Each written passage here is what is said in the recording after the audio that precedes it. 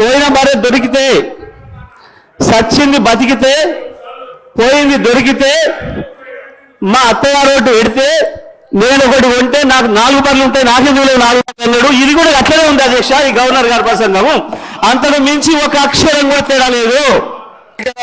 2013 ఎన్నికల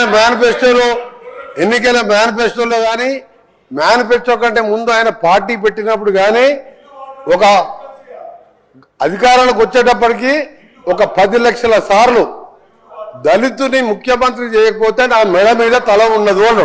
నువ్వు ఇంప్లిమెంట్ చేసినావా?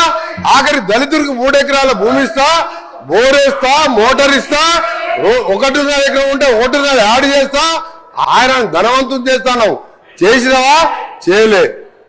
మూడవది, ఒక దళితుడు ప్రతిపక్ష నాయకుడు ఉంటే సంతలో పశువుల్లాగా ఎమ్మెల్యేలు కొనుక్కొని ప్రతిపక్ష హోదా లేకుండా చేసి దళిత వ్యతిరేకం నిరూపించుకున్నావు. ఇకపోతే చదగించ ఇంటికో ఉద్యోగం, డబుల్ బెడ్రూమ్, నీ బిడ్డలు తేడమనుకుంటారు. నీ చెప్పబట్టవా?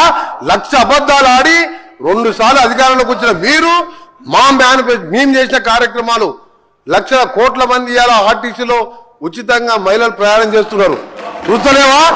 50 లక్షల కుటుంబాలకు 200 యూనిట్ల వరకు ఉచితంగా ఈ రోజు కరెంట్ ఇస్తున్న మాట వాస్తవం కాదు. Subscribe us and press the bell icon for more interesting updates.